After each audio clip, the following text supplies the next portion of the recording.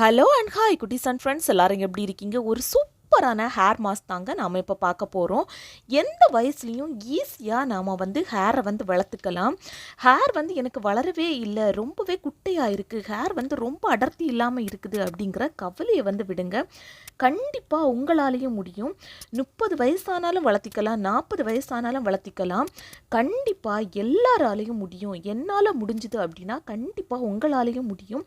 இந்த hair bag use பண்ணும்போது உங்களுக்கு சூப்பராக ஹேர் க்ரோத் ஆகிறத நீங்களே பார்ப்பீங்க. அதுக்காக நான் இப்போ எடுத்துக்கிட்ட பொருள் என்ன அப்படின்னு பார்த்தீங்கன்னா வெந்தயம், அதுக்கு அடுத்தபடியாக சிறுபயறு.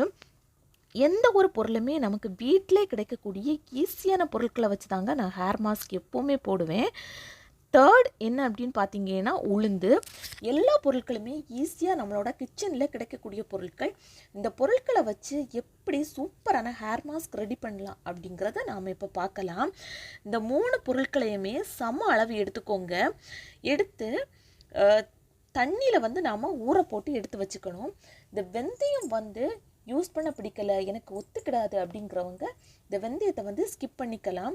அதுக்கு பதிலாக சிறுபயரும் உளுந்து இந்த ரெண்டையுமே நீங்கள் யூஸ் பண்ணிக்கோங்க.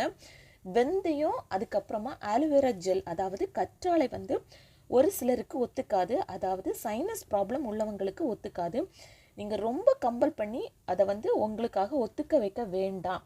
ஏன் அப்படின்னா சைனஸ் ப்ராப்ளம் இன்க்ரீஸ் ஆகுறதுக்கு ரொம்பவே சான்ஸ் இருக்குது. அதனால அந்த பொருட்களை நீங்கள் அவாய்ட் பண்ணிக்கோங்க. எந்த ஸ்பூனால் நீங்கள் எடுக்கிறீங்களோ உங்களோட ஹேர் லென்த்தை பொறுத்து 2 ஸ்பூன் அல்லது 1 ஸ்பூன் அல்லது 3 ஸ்பூன் உங்களோட ஹேர் லென்த்தை பொறுத்து நீங்கள் எடுத்துக்கோங்க. இதை நீங்கள் லைட்டாக வாஷ் பண்ணி அதுக்கப்புறமா தண்ணியில் ஊற வைக்கலாம். இல்லை அப்படின்னா கஞ்சி தண்ணி, அதாவது சாதம் வடித்த தண்ணியில் கூட நீங்கள் இதை ஊற வச்சு எடுத்துக்கலாம்.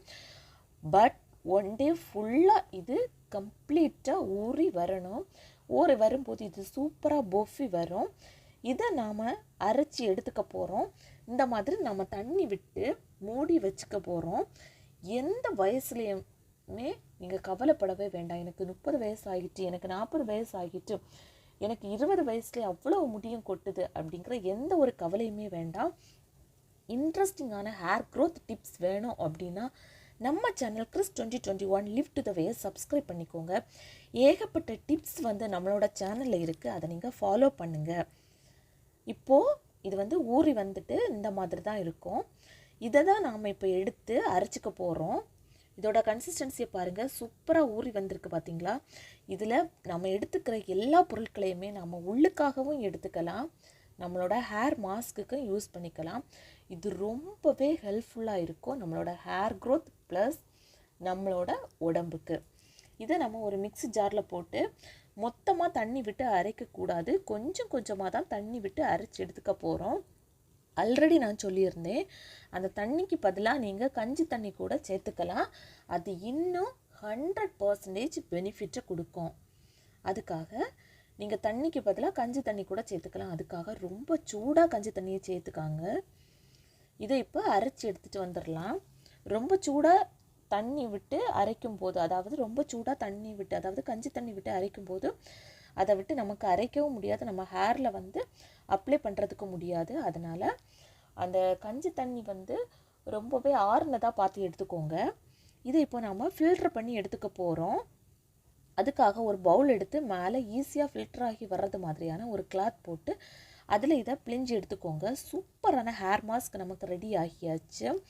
உங்களுக்கு ஃபில்டர் பண்ண பிடிக்கலை, நான் அப்படியே யூஸ் பண்ணுறேன் அப்படின்னா கூட நீங்கள் அப்படியே யூஸ் பண்ணிக்கலாம், எந்த ஒரு ப்ராப்ளமே கிடையாது.